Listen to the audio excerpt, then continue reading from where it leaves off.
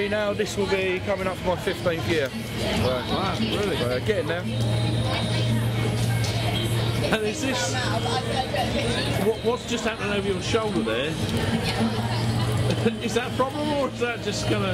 No, it's good. It brings people in, gives some people something to look at, gives them something new, something different. Evening guys, how we doing? So give them something new.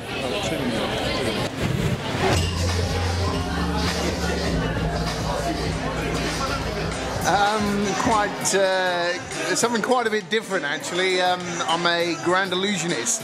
I'm known as the Confusionist.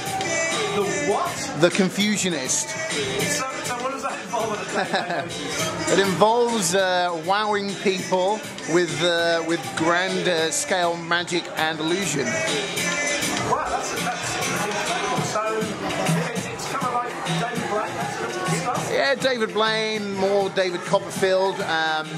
It's a mixture really. My Grand Illusion show, which is featured in the area, is the biggest Grand Illusion show in the UK currently. And when I'm not doing that, I'm performing at corporate engagements, wowing guests, mixing and mingling. I'm from Norwich here, right here in Norwich.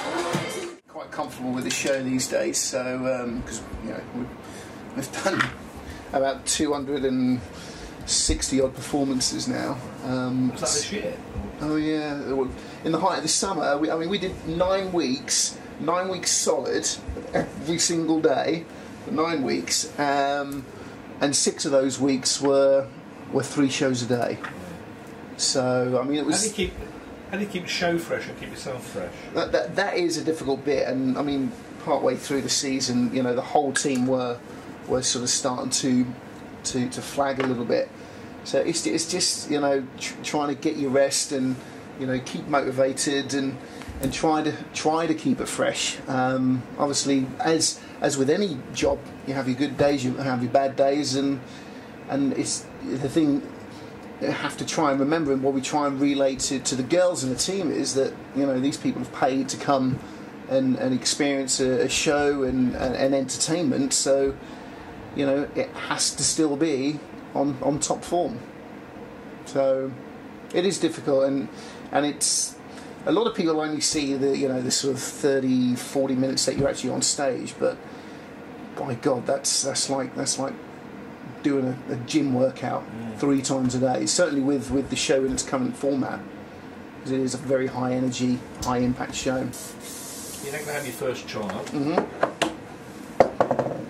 You must consider yourself fairly lucky to be in the profession that you're in and sort of effectively be working at home. Yeah, I mean it's great. It's travelling all over the world and being away for weeks and months at end to be able to go home at the end of each day is great, and still have the option of being able to go and do a gig in the evening if I fancy it. Yeah. So yeah, no, it's brilliant. Well, I've had that for 11 years when people say, "Oh, what do you do for a living?" And then you tell them, and they're like, "Oh." When we went to our first midwife appointment, and she was like, "Oh, what do you do for a living?" And then we told her, and she was like, "Wow." She's like, "Don't normally get something like that come through the door." And then you end up talking for half an hour because it's just not something people. It's not this sort of like 9 to 5 job that people probably hear day in day out. I work in an office, or I work at Tesco's, or something like that. When you say, "Oh, magician's assistant," they're like, "Wow, that's really different." Do you actually so you don't try to dress it up in any other kind of No. What do you do? I'm a magician's assistant. Yep. But in fact, it's a fantastically cool thing to say, isn't it? Yeah. Years and years and years ago, when I first started out with Sean, I dislocated my thumb, and so Sean took me to the hospital to go and get it checked out, and they were like, "Oh, how did you do this?" And I was like, "Oh, I was coming through Sean's stomach." They were like, "What? You were doing what?" And I was like, "Yeah, oh, I'm a magician's assistant, and that's what I was doing. That's how I dislocated my thumb." Well, you can only imagine what the conversation after that was about.